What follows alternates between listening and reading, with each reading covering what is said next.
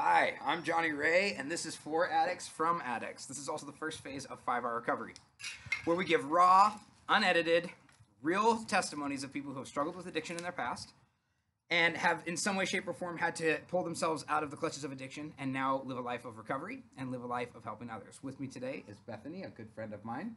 Hi, Bethany. How are you? I'm good. Good. She has agreed to share a little bit of her testimony with us today. So, Bethany, how was it like for you growing up in the beginning? Like, as a kid, what was it like being a kid in your household? Well, I actually grew up in a very loving household with a single mom. She works two jobs, at one time, actually, three. I grew up with my little sister in Lincoln, Nebraska. I actually was involved in a buttload of activities, like I did ballet for 12 years. I was an apprentice in the Midwest Ballet Company, did gymnastics, softball, soccer. Um, I was a busy little girl. Um, yeah, it was actually a really good upbringing, very loving mother. So, how did addiction start then in your life? Um, well, so we had a traumatic death in our household. A guy who was like a dad for us growing up died suddenly, traumatically, underneath the van in front of our house. And my mom kind of lost her shit. I saw her drunk for the first time, and she just kind of, I don't know, it started to spiral of depression, and she ended up not working as much, started dating a gentleman, and they decided it would be fun to uh, build a hippie bus out of an old school bus and with a bunch of friends follow the Grateful Dead for our summer vacation. Rock on. The first stop was Seattle. Um, I started smoking weed on that bus.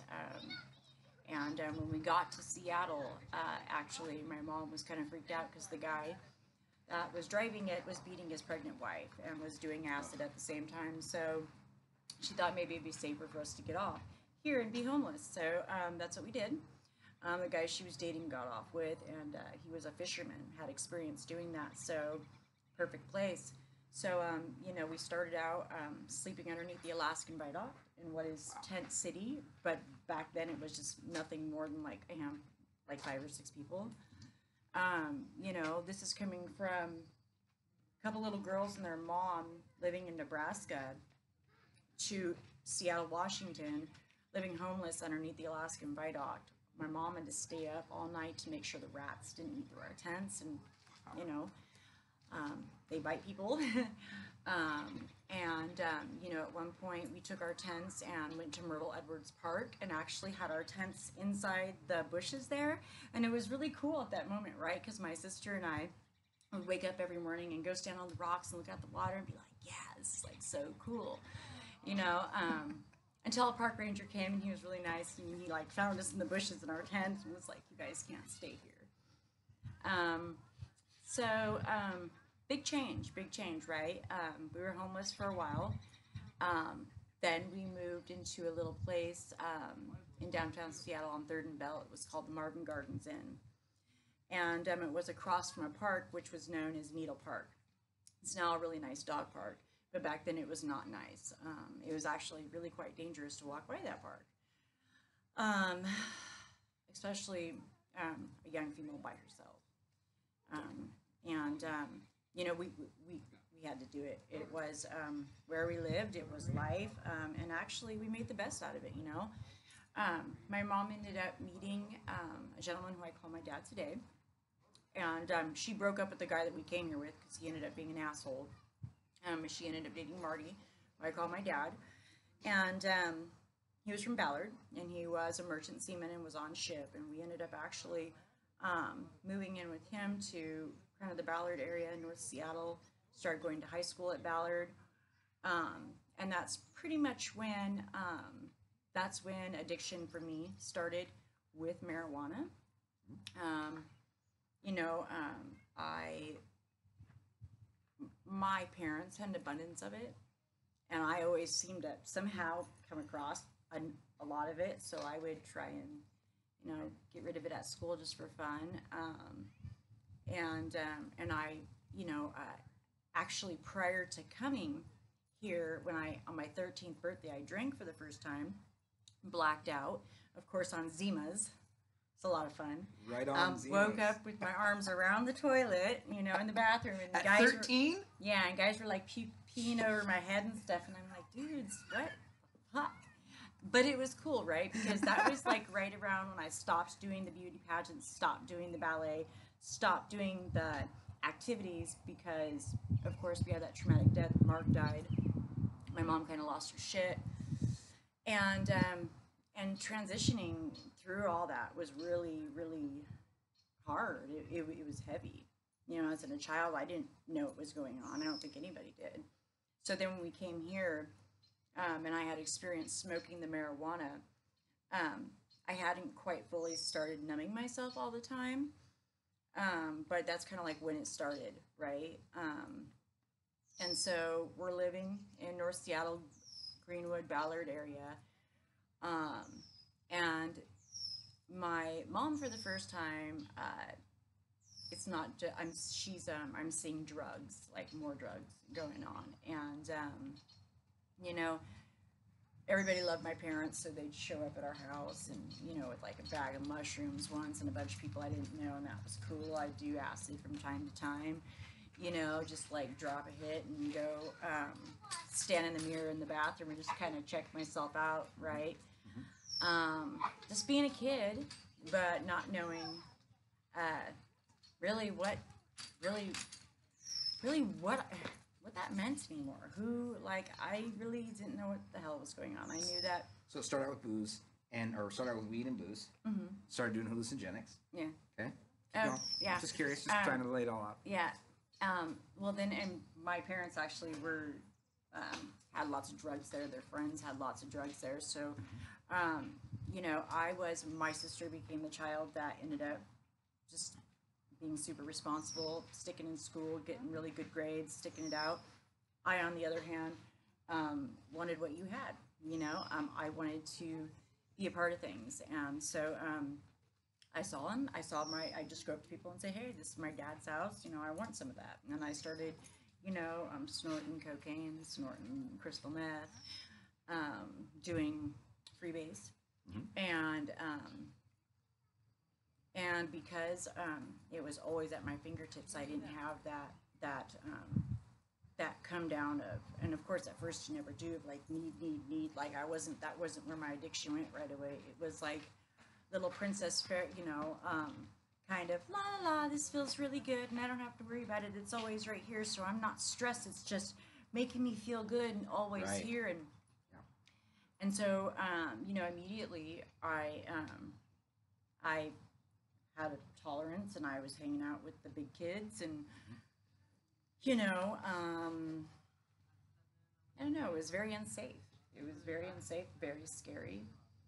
I was addicted to, I eventually got very addicted to smoking cocaine. And then that led to being out on the streets trying to find that shit, and that ended up being crack. And that was like, really tripped me the fuck out. It was like, yeah, I ended up, it was like, didn't feel very good after a while. But, that went on for about a year and a half, and then one day I was just like, bah, fuck this smoking that dope shit, man. Fucking just don't feel good. I'm just gonna go get drunk and go hang out with my friends on Woodby Island and do shrooms.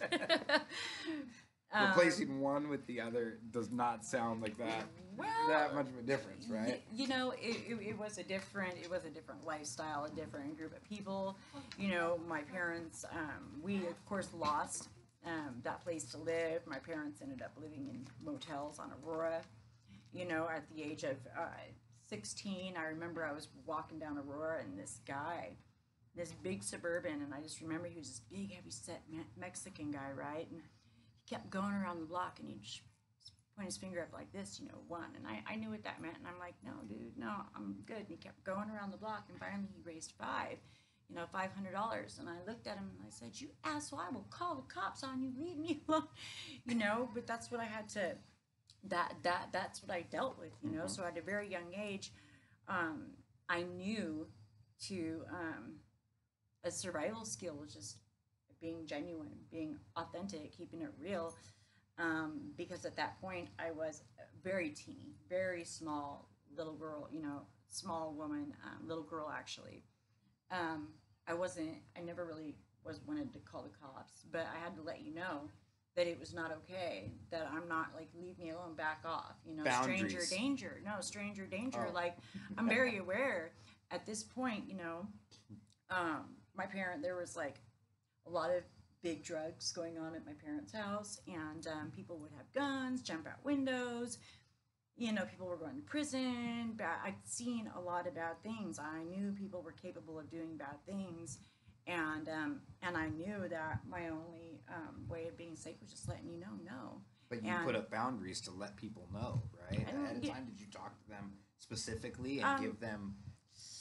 No, that's not really how it goes in the dope game. You know, walking around, walking down Aurora, just like, you know, today I jog down Broadway, you know, and if somebody continues to follow me, I let them know, you know, I'm a little bit more polite about it, just smile, yep, have a good day, no, thank you, you know, hopefully before that happens, they realize I'm jogging, and yeah, duh, dude, right? But back then it was kind of like I just would try to ignore it, hoping it would go away, right?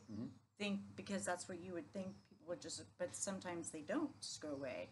So then it's just like, stranger danger, I'll call the cops, blah, and just, you know, try and be, you know, tough without, you know, like thinking I'm going to tell you I'm going to kick your ass, right? Because I know that that's not, like, again, I'm a little girl, you know, like 90 pounds, right? So there was no boundaries. You know, it was I expected you to not fuck with me in certain aspects. If I was hanging out with you, if you were somebody that, you know, had a lot of dope, and that happened quite a bit at my parents' house, or one of my parents' friends that would come up to me and go, "Hey, let's go hang out," I would expect you to not come at me in a scary, uncomfortable way. And of course, it happened. And then I would just be like, you know, no, like I'm really fucking high, and like I don't know what, no way, Jose, I'm not getting in the fucking shower with you. Can't even get out of this fucking chair, man. You know, like what the hell? Could I have some binoculars? Because I want to look out the window too, you know, and just kind of walk away, you know, or Yeah. right? No, really, Yeah, no, I really, believe you. really. I'm hearing this for the first time, so this is all good. This is great. Right? Keep going. You know, or It's awesome. turn on some music and just freaking, you know, start gigging out to what, you know, I like to gig out to, or just, you know, I don't know, just, yeah, I don't know. But yeah, shit happened. Bad shit happened. When did you start realizing that this path was starting to get really out of control? Well, at that time, I didn't realize it was that. I mean, Okay. So when? So I knew it was out of control for my parents. And I guess it was out of control right away for us when in '95 when we had that first place in North Seattle when I was still going to high school. I knew it was out of control then. I mean, it was really bad out of control. You know, I'd seen things I'd never seen before. Seen my mom behave in manners I'd never seen before. I mean, actually, at one point she was drugged, you know, she was being robbed and was drugged and wouldn't come out of her room for like days. And, you know, yeah, I mean, at one time it was so bad they had a friend who was also a dealer who had like these big green sores all over his body. And he always hung out with this one, we always had like prostitutes at our house too, right? They'd always be trying to rob everybody. But there was this one that he'd hang out with quite a bit. And she was all right, but he actually showed up, and I'll never forget this. And he said, "Come on, girls, let's go." And he took us to Green Lake, you know, because he knew how bad it was for us there. He knew that, you know, he just knew. And with green sores on him and everything, and that was kind of embarrassing, but really it was like I felt so, at 15, I felt so loved because somebody was actually showing up to take us somewhere. And he took us to Green Lake, and you know, we played, and him and his old lady would, you know, sit out for a minute, and they go hide in the bushes for a minute and do their thing and stuff. But you know, it was okay. You know, it was okay. You know, at a young age, during all this, you know, just to fill you in, like we had at one time the cops harassed us so bad because of who my dad was, to where we couldn't even walk. We would walk in our front yard to get to our door, and freaking next thing you know, there's a spotlight on us, questioning us. Who like did it? Like what are you doing? You know, who is this person? Like, and I'm like, I don't know who you're talking about. I don't even know this person, but they would harass us. You know, come to our door, wake us up in the middle of the night, harassing us. We had guys that freaking we wouldn't let in the door. We'd be like, "Well, Dad's not here. Go away." Well, they're gonna come in no matter what. Freaking busted the window with his hand. Freaking put his hand in, took the freaking unlocked it, took the board off. It came in and started cooking steaks. You know, when the cops came, I remember one time. This is quite funny, right? My dad hid behind a freaking. There was like a curtain hanging over the closet, and the cops came in, and he was standing behind the curtain in the closet. You could see his feet. And they came in, they were like, "Oh my God, man." And we're like, "Dude, we can see your feet," right? But The only reason I'm laughing is no, how good. it's freaking funny. The reason I'm laughing is not. It's so the way you say it, like it's like you're so used to it by now. Your normal behavior. Yeah. This is normal, regular life for you. And the only reason the reason I'm laughing only It's is funny. it's because I love Bethany. She's a friend of mine. I care about her story. And so as she's telling it, her and I do know each other. Yeah. So it's not like this is I'm hearing some stuff, but look at how strong she is. Look at how like she sits through this. Continue. I don't want to interrupt your story. I'm So keep going. yeah, no. I should actually sit off screen a little No, sit and scream. Okay. No, Okay. yeah. So keep going. This is awesome. So keep in mind, I'm like trying to fill you in on like all the little dirty stuff that's going on, right? I mean, really scary stuff. It was really scary growing up. You know, one time I actually got in a fight at my house with my parents. I put my hand through a glass mirror, some kind or something like that. Anyways, they took me to juvie. And I'm in freaking Rainier. I'm over in the Rainier Beach area somewhere. Juvenile is down there in Seattle somewhere. Anyways, I end up getting let go. I'm wearing like this retro dress that zips all the way up, right? I'm like 16, maybe 15 or 16. One of those. But anyways, and for some reason I'm wearing these big ass freaking brown like working boots, like guys like working boots kind of. It was really weird, and I had blood on me because I busted my knuckles. And I'm leaving Juvenile, and I'm walking down, and this is like, I was in Rainier Beach, and this couple pulls over and picks me up and asks me, "Did you get high?" And I'm like, "Sure, man, right on." And I told them how old I was, what was going on. I remember going to their place, and I thought they were talking about pot, right? These motherfuckers bust out a whole bunch of fucking dope, like coke, crack, right? And freaking the video camera. And freaking start getting, this is how it always works with this shit. Starts getting you high, and then says, "Hey man, this is what we want to do. You're down." They start trying to mess with you and stuff. And I'm like, oh shit, right? So then, of course, no boundaries. No, I'm just like, okay. I was wrong about the boundaries. Okay, no, my bad. But you know what? That's when I just kind of get up and go. Right. And then I end up having to walk because I'm stuck somewhere. I don't know where I'm at, but I always end up finding my way home. But that was fucking scary stuff. Really scary stuff, you know? Yeah.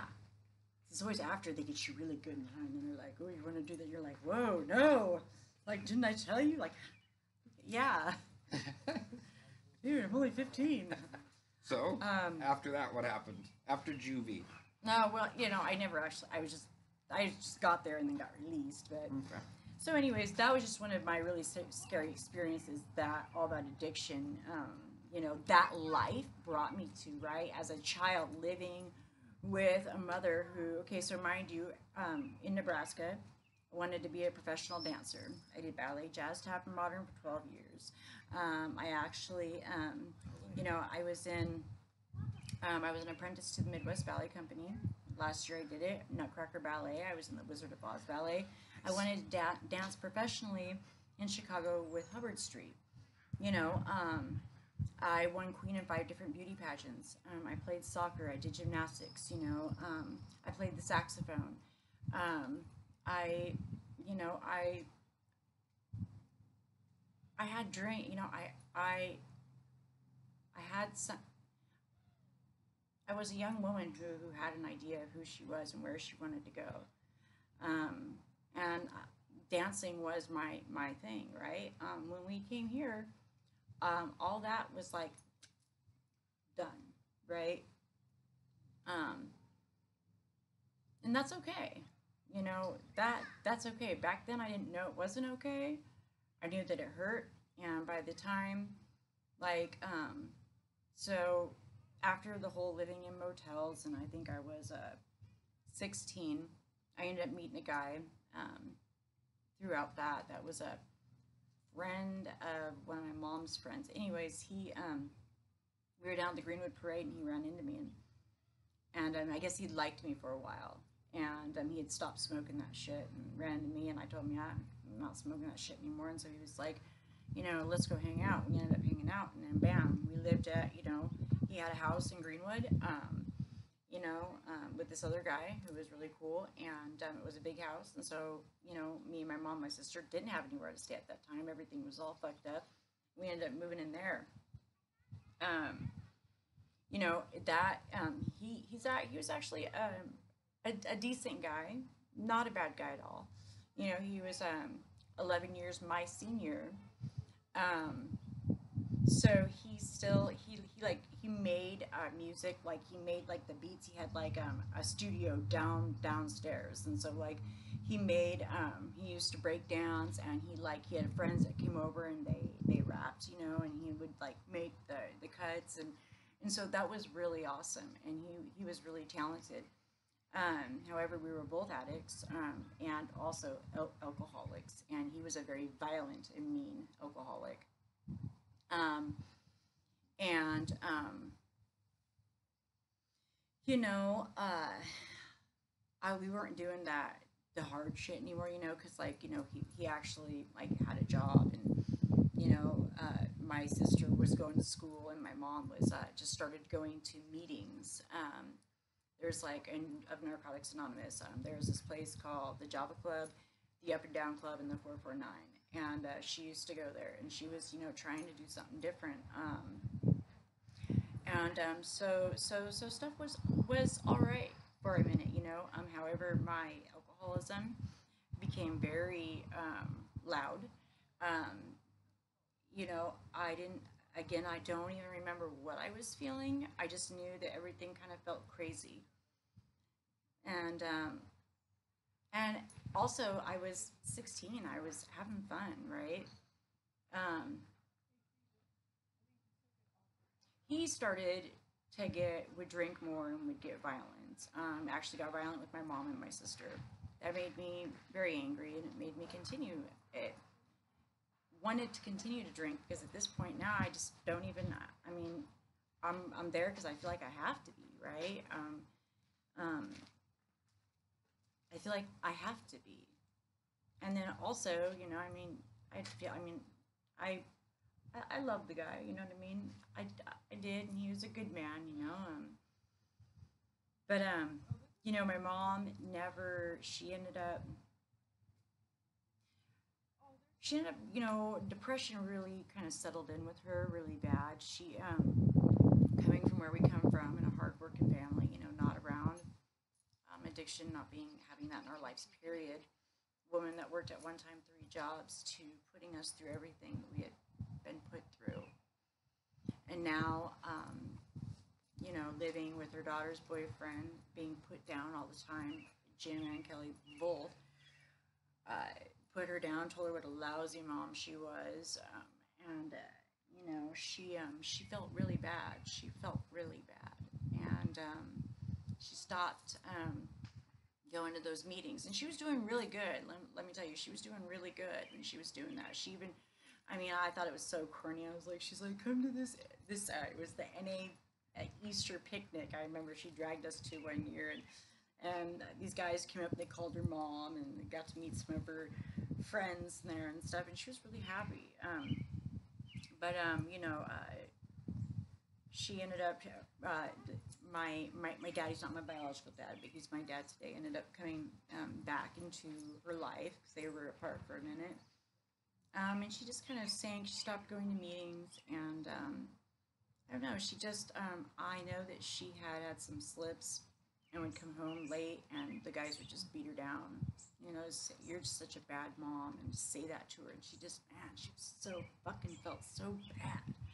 You know, and I get that. I get that. You know, but that feeling that bad, she just didn't really. She didn't go to the doctor. She really didn't. I don't know. She just kind of slowly. I think she just gave up. You know, one day I ended up.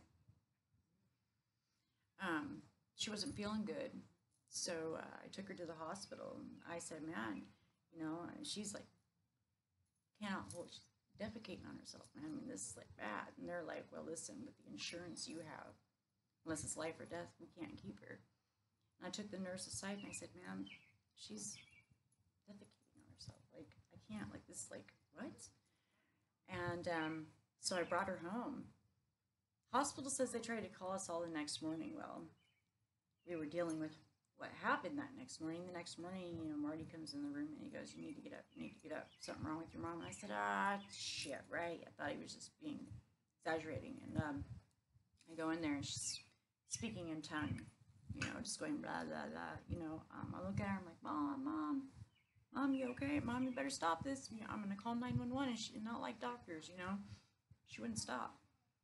So I got a robe on her because, you know, I didn't want the people to come down and see her room. You know, it was kind of a mess, and she needed to have a robe on. You know, she always said, make sure you always wear a clean pair of underwear and socks. You know, you never know if you might get in an accident or something, end up at the hospital. You always want to make sure you have clean underwear on, right? So, you know, made sure she was cleaned up, and we got her upstairs. You know, the ambulance came, and they took her away.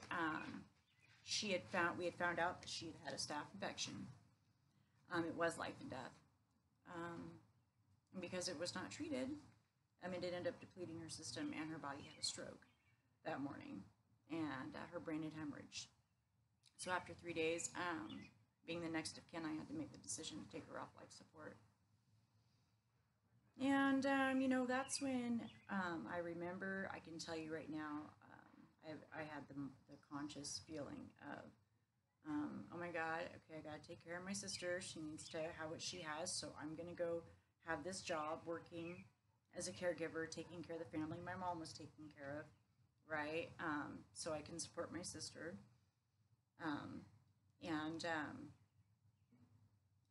I started to get really bad anxiety. I started drinking like quite a bit just to be okay, doing like smoking. Freebase was still around then, so you know, smoking a bunch of dope on the weekends,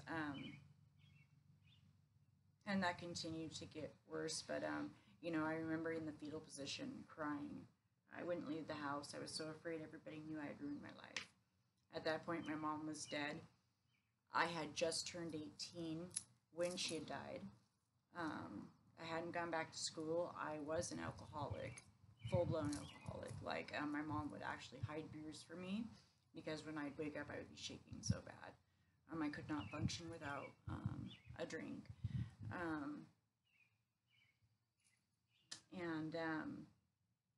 felt like a piece of shit.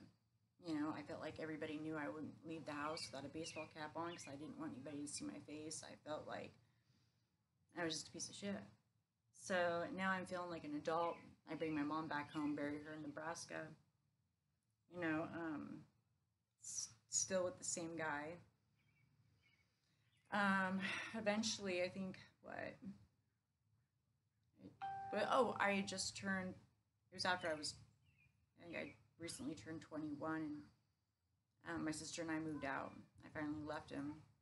We got our own little place, and I had a job.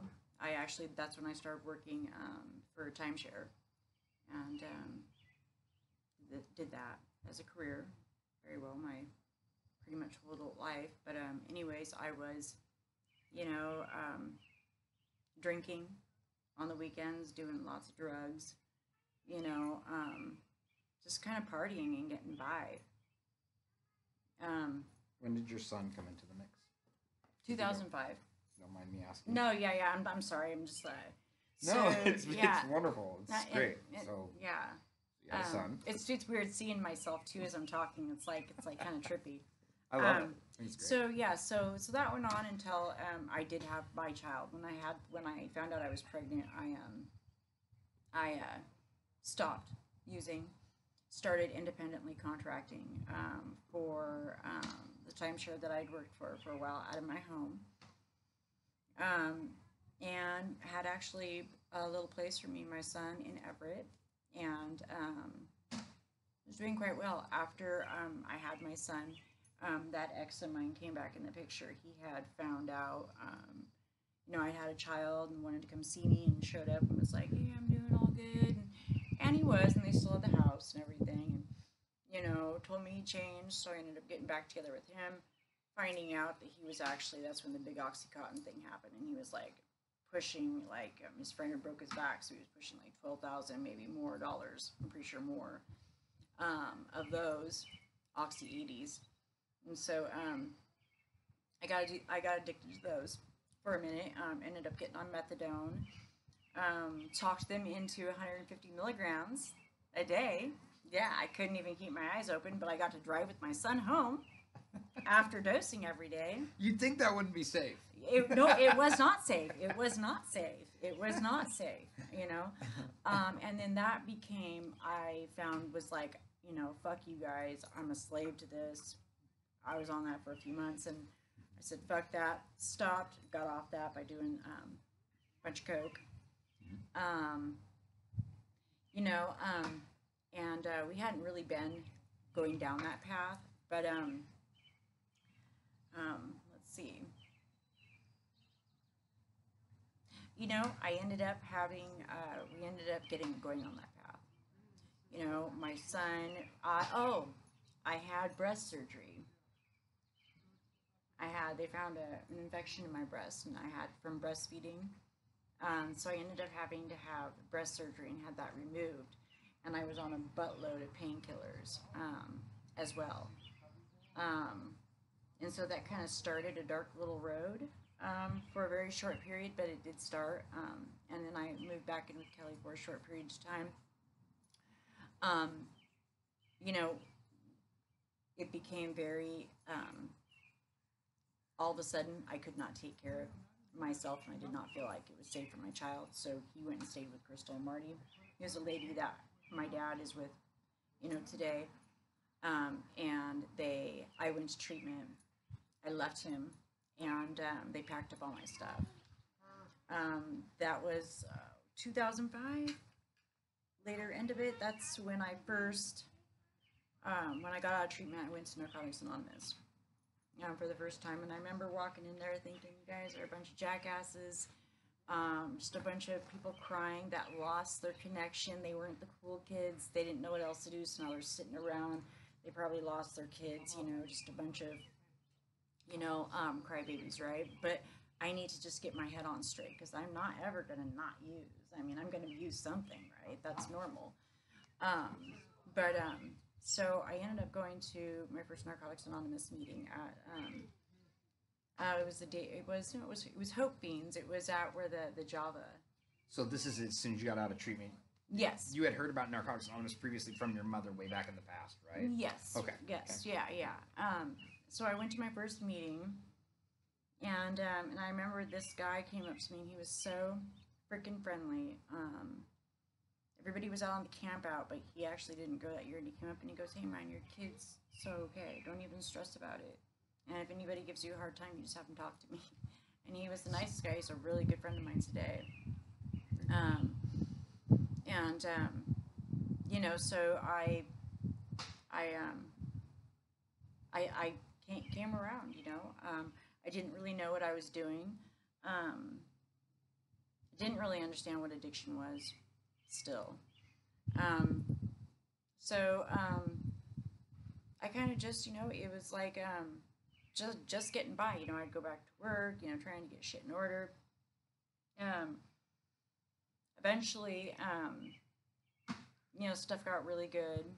I ended up getting a place for me and my son, and we had our own little place up in the Central District on 23rd and Cherry. and I was working full time, single mom. You know, I made very good money. Um, Paid for everything out of pocket. It felt really good, and I felt that was a success. And you know, I celebrated a year.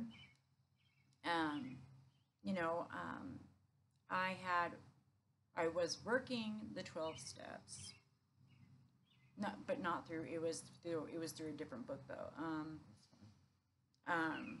and AANACACR. It's all good. well, All of it's good. well, absolutely. This was just a women's book through recovery. I'm just thinking. I'm remembering as I'm saying this. So, No, definitely. It's awesome. anyways, I still didn't know what addiction. I still didn't really know what that meant for me. I didn't know really about my pain. I didn't understand any of this. Right? I was just getting by. I was making very good money. I looked really good on the outside, and so that made you comfortable with me, which means that was what was right.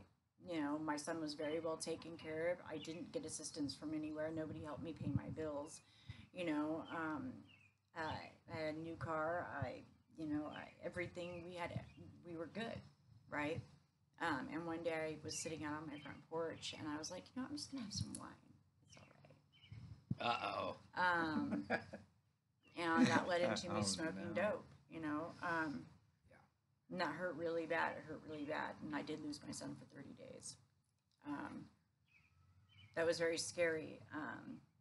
You know, I still didn't understand. I still didn't understand why I did what I did. You know, at that point in time in my life, I started thinking that I was just a fuck up. I was just broken, and I probably was never going to get this.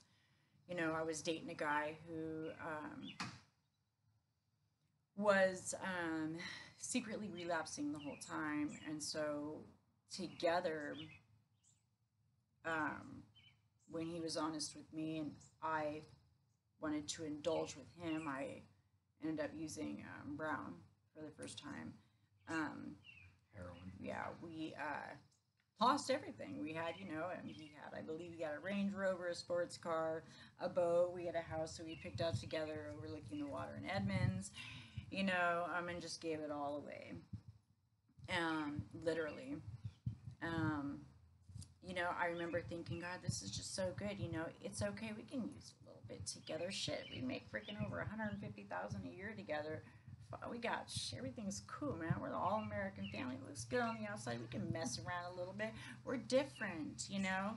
Right. It's okay, you know. We can hang, right? Yeah, we can handle this. We got this, right? No, gave it all away real quick. And that was the beginning of, I became homeless out on Aurora, sleeping in my car. Then we were staying in motels, leading to robbing guys for their money.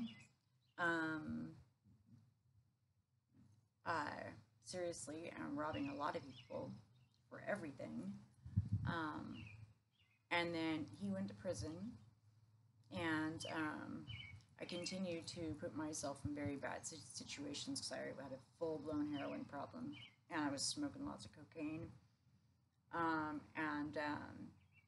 So I robbed dudes, manipulated, play this game where you invite them into the room, get their money, and then someone comes in and pretends to be their husband, get the money, and eventually that led to, you know, doing things I didn't want to get what I had to have because there wasn't a chance in hell I was going to be out there and living off. I didn't win. Put it this way, if I'm going to be out there hurting as bad as I am with everything, you know, I'm going to be numb.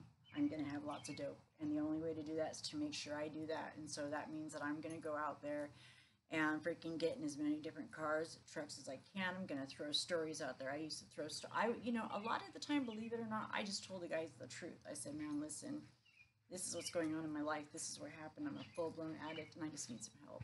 I'm really not a prostitute, and I really, if you could just help out, it would be good karma, or I'd say it was my son's birthday, and, you know, people would, believe it or not, they'd fucking help me out. $100 here, pay for a week of my motel here, this here, that there, Yeah, I'm dead serious, you know. But then also there was times I'd get in cars and oh shit, man, I've been held hostage. I've had a gun in my hand. Literally, I had to like fight the guy because I tried to take his. So I was taught by this one girl to fake. They give you the money, and you tell them whatever you do, do not look down at me, and you make them keep their eye out for the cops. And you fake give them. I can't even remember how you do it, but you fake give them a blowjob. You don't give them a real blowjob, right? Well, this guy got really pissed, and he fucking put a gun in my head. So I was like, fuck, man. So I like kicking this, I'm like hitting the gun because that's my first reaction. It wasn't like to do anything but like start hitting his arm away, kick my foot to open the door, and then pop back in to grab my purse because I wasn't going to let him have my fucking money, right? Run out of there, get up to Aurora, I tell these kids, go guys, he's got a gun, just for those fucking 5 little assholes to fucking push me down and rob me for my purse anyways. Wow. Right? Wow. So I- sorry, I don't mean to interrupt. No, So, no, that's so okay. when was the final? What was the final breaking point for you? At the final straw that you knew this was too much. When did you realize that it was time to start working a recovery program and to stop? You know what? So you said war stories. You told me war stories, And be they're as great. graphic as possible. So what I try to do best is You're doing great. I'm not. Give people a feel of what I've really been through, because especially for women, especially for me, I always thought that I was ashamed, and until I actually heard other women be willing to be open and honest and share about certain things they had been through, I did not ever feel connected. I didn't have that connection. And let me tell you, right, so I've had guns to my head, I've been held hostage, I've been brutally raped. Okay, brutally raped by multiple guys at one time. I've been sold, okay, to the point to where my friend sold me for a handful of rocks. Okay, and he's still my friend. I figured, God, he's just he's in this addiction. Fuck, whatever, right?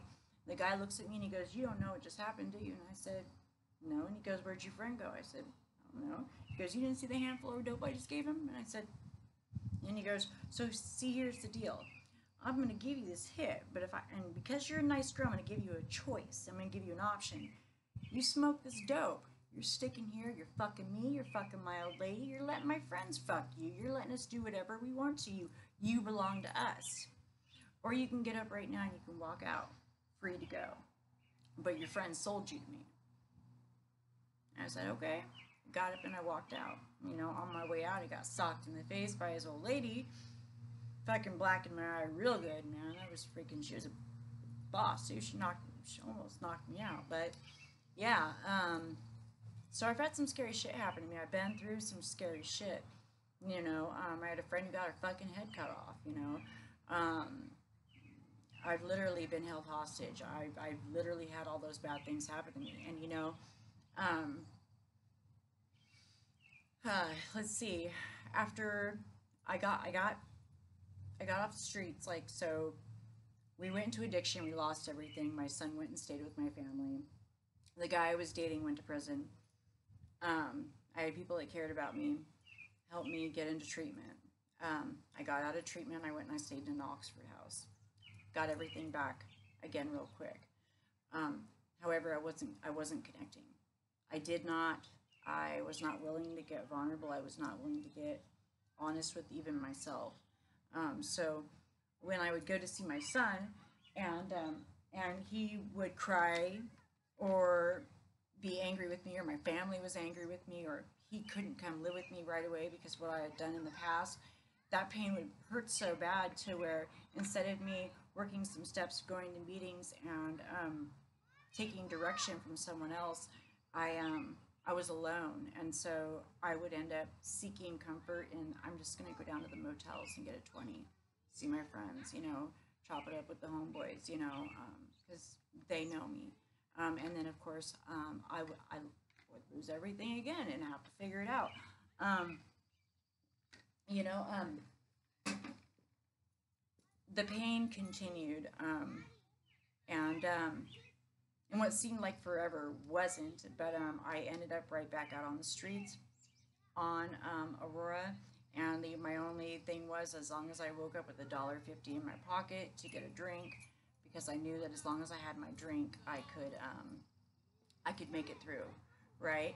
I was not a heroin addict. I was not addicted to heroin anymore, but I was doing heavy amounts of cocaine and drinking. You know, we ended up, my family ended up moving up to Everett. They bought a house up here, and I ended up, I don't even remember what happened. I went to treatment. I was clean. I was doing well. I got a place up here myself, a little townhouse, and I was integrating my son back into my life, into the home. You know, I was going to meetings and I was doing okay. I still didn't really know. I didn't really know what I was doing. But then I had neck surgery and I got on a buttload of painkillers, and it just went away. So, right, I ended up meeting a guy, and I got curious, wanted to do some dope at this girl's house that I went to church with, and he was the drug dealer, and he thought I was cute, and I started using, you know, meth and heroin, and I lost everything really quick. That's when shit started to get really bad. That's when I'm up in Broadway here. I don't want to go to any of these trap houses because I'm scared of what's going to happen. I don't want to be where I'm not wanted, because I don't want to steal anything out of anybody's car, especially their tools, because I'm super sensitive about that, right? Like, I would rather go out and give somebody a sob story and have them give me money, or have to fucking do a sexual favor for my dope money than steal someone else's tools, which they need to use to get money to, you know, take care of their family. You know, so I'm super sensitive about that, right? I never wanted, you know, I couldn't even steal anything from the fucking store until shit got really rough enough to where I had to, like, I had to be presentable, I had to be okay, because I can't survive out here if I'm not. So I rationalized stealing from the big corporations. I didn't want to litter, you know, I didn't want to scare anybody. I never wanted to do anything that would harm anybody else. My thing was is that I just did not think I thought I was garbage. And the only reason why I did anything for myself is because I didn't want to scare you, right? I was never good enough from the gate. I was never good enough from a little girl. And that's because my mother's mother died when she was a baby from cancer. And so as a young girl, she was always hated on by her stepmother because she was jealous of a ghost. You know, my grandpa loved her very much, but she could never get over the fact that he was in love with someone else first and she died. They didn't divorce. So it was kind of weird. And so we're my mother's children, so we were also, you know, there was never any pictures of us around the house growing up. There was nasty letters. You know, and then of course doing beauty pageants and being in ballet and stuff, there's always that, you know, certain physiques, certain, you know, you always work harder, you know, better. This is what is, you know, this is what's good enough, you know, but you're never good enough, you know, because we're Tammy's girls. And, you know, and then it was, you know, I had a kid, but fucking could not stop the pain. I fucking used, and fucking that guilt was so fucking wrenching, man, so overwhelming. I felt like a piece of shit, you know, and I didn't know. I didn't know, you know. I knew that I had really messed up, and I didn't want to give up. I didn't know what the hell I was gonna do. Started getting, though, you know, scars on my body. You know, I didn't want to fucking hurt anybody. I didn't want to take anything anymore. I didn't want to fucking have to do horrible things to get high. It just fucking wasn't worth it. The dope wasn't good anymore. Fucking I wasn't getting high, and it wasn't for fun. It was not that way anymore. Now it was just all about numbing this entity, right? Eating disorders, fucking abusive men, fucking drugs. I am a piece of shit. I am trash, and I can't stand the way I feel. That's what was going on inside me this whole time, and it only got worse and worse and worse. And eventually, I was up here in Everett. Fucking at one point, I was naked in cowboy boots running around the park. Have no memory of this, you know. Waking up in the fucking ditch in front of Walgreens with ice cream melted all over me. I ended up going to jail on a DUI, and I was not on anything, but I got a DUI, and it saved my life. I looked in the mirror, and my teeth were getting real small, and I was missing a tooth right here, and scars on me, and fucking, I looked in the mirror, and I'm just like, oh my god, like, Bethany, shit, girl, you gotta shit or get off the pot. You feel you are too sensitive. I feel so bad about all this shit out here. You gotta either love it, girl, and be good at being at doing this addiction shit and not fucking have no feelings about it, or you need to do something different, right? Because it's too much. Like, I'm sick of hearing myself whine or feel that way, right? And so I got on my knees and I started praying. And I started begging God. I just said, please, Father, please, Father, please, Father, please, I will do whatever work it takes. I will do the works. Please, I just want something different. And I need your help. And I'm begging for it. Please guide me. And when I was in jail, I stopped cursing, stopped hanging out with people that were talking about, crime and drugs and all that. And I just, those small little things, I just worked really hard at just changing those, and showing up and just doing something different, I ended up going to treatment from jail. By the way, I got 2 years in county, a year for these driving things and then a year for the DUI, because I got found guilty in the court of law. God saved me. I went to treatment. I did end up using in jail before I got to go to treatment. So my clean date's 11/22/18. All right. And, I went to treatment, and for the first time I got honest about everything. About all that stuff I told you, I would not ever tell anybody before. I never would admit to anybody that my mother dealt drugs. I would not ever admit to anybody that, I walked down Aurora and fucking robbed people and did sexual favors for drugs, or tell you anything about anything like that. That's my dirty laundry, that's my business, and I would not ever tell you anything like that. But I went to treatment and I got honest, and I actually got honest about everything. That's when I was able to go back and see where that pain happened as a young girl of not feeling good enough and how that trickled into my whole life. And I always felt, I would never want to talk about that because I love my family and I felt like I'd be protecting them by not saying anything about that. But really nobody cared about it. It's not about them. It was about the fact that finally, because I got honest about that and was willing to open up and get vulnerable, it became not so serious anymore. I actually, by just doing that, forgave that. Because it became out in the open then. It took that power away, and it became, instead of something holding me down, it became something I could work through.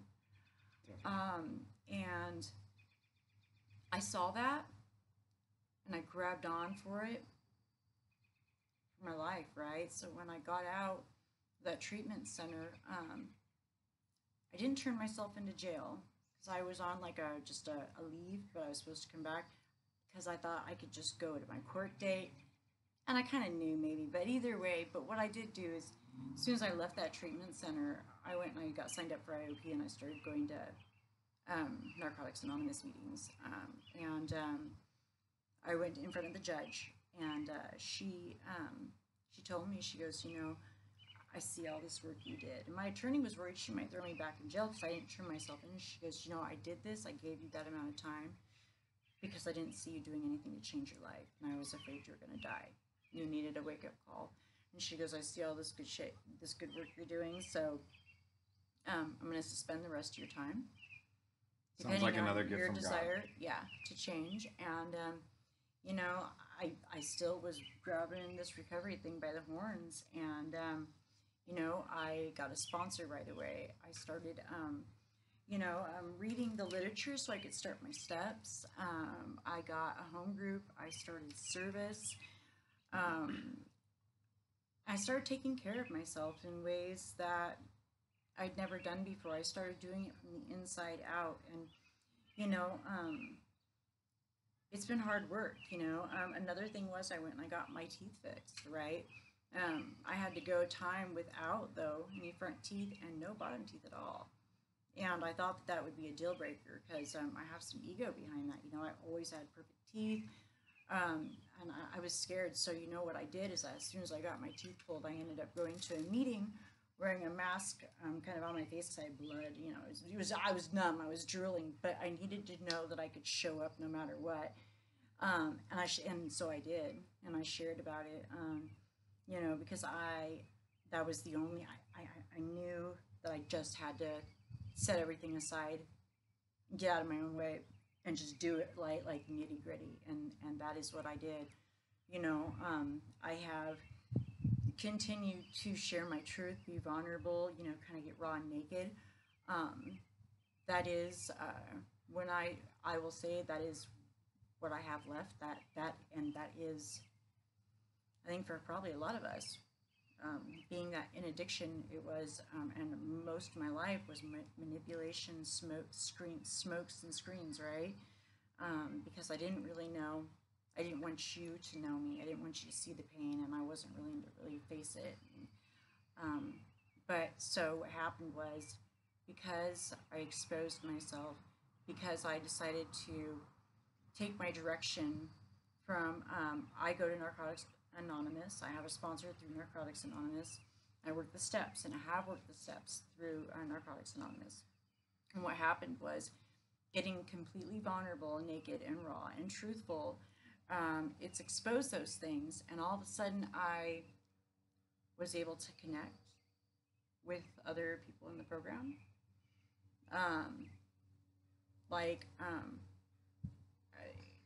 It's amazing how once you get that stuff out, it's not a secret anymore. It's not that big scary boogeyman that I let it be inside of me, because now it became not that big of a deal, or not as poisonous for me. It's still a big deal. It's all a big deal, right? Yeah, it's you have to. When they say you can't talk your way into a new life, it's the truth. I had to live differently, and I couldn't do it on my own. I had to do it from the direction of a recovery program. So whatever recovery program you choose to, you know, if there's somebody who's if I could tell this to somebody, I would say, you know, whatever program you choose to go with, and there's a variety of them, pick one and stick with it, you know. I have taken my direction completely from Narcotics Anonymous, and you know, it tells me to put my relationship with my higher power first, to always be constantly mindfully working on my recovery on a daily basis, you know, to take suggestions, to follow in the steps of my predecessors, which means people who are walking and talking recovery, you know, not perfect people, because I don't, that's not real, but people that that I can see are doing something on a daily basis towards growth, and not sitting in a sickness, right? So like, How many days clean do you have today? I'll have 18 months on the 22nd of this month, so that's a year and a half. Yeah, because that is something that, so perfection doesn't exist. Making everything, that image that I've always had never existed. And I did not really love the woman I was. I don't even think it was all about how I could make you happy by making you happy by what you thought of me, made you feel comfortable so you didn't have to worry and it didn't have to be a problem for you. That's what I always did, right? Today, you know, when I got to the 11th step, because I showed up and I just stopped thinking and just started doing, following direction, and just, you know, stop trying to figure out, oh, I don't feel this, or this is so hard, and just fucking answering the questions in the steps, doing the step work, and just doing it. Just fucking doing it for once. Doing something different, no manipulation, no control. I'm just gonna do it because why not? I don't want to feel this way anymore. I gotta do something different. And, you know, all of a sudden, that feeling of brokenness, like that I was never going to be okay because I couldn't forgive myself, was gone. And it was replaced with, I had fallen in love with the woman I am. Like, everything about me is beautiful. It's very beautiful. I love and I honor her. I am always a beautiful work in progress. And God, and you know, my higher power, right? In the 11th step, all of a sudden I had like this overwhelming feeling of safety and being loved. And like, it's like, hey, girlfriend, check it out. In your addiction, you had to manipulate, you know, lie, cheat, steal, try and control, right? To make things okay, but, you know, living your life differently, following some direction with a set of principles, right? And having a higher power, me not being it, right? I don't have to do that. Like, who I am is beautiful. I'm doing okay. I'm doing okay, right? And when I continue to show up and I live that way, I'm going to be surrounded by people who love and honor her, people that are doing the same thing. And not everybody is going to like everybody or be in everybody's, you know, like tight-knit, you know, front row, if that's what you want to call it. But I don't have to hurt them, belittle them, or not like them either. You know, I get to love and honor everybody for who they are, and I get to show up and have this gift of gratitude for life, and just by the simple things like the color of that tree, you know, and the beauty of our rain in this part of the country, you know, the colors it gives us, you know. The ability to feel when my foot's asleep right now and it freaking is driving me nuts, but I get to feel that. You know. Can I say a couple things about you? Yeah. So, first of all, thank you for an amazing testimony. Bethany has taught me a lot of stuff. Her and I've had the honors of being friends with her now through recovery. And one thing she talks about at meetings a lot is, you've heard her briefly say it, about how she's in love with herself.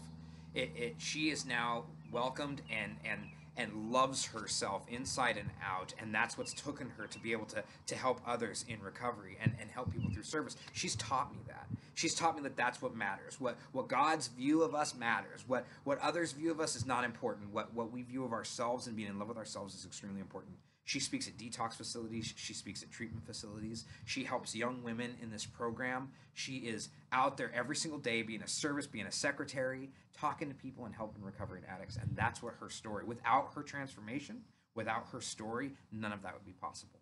So I want to say thank you, Bethany, for sharing your testimony.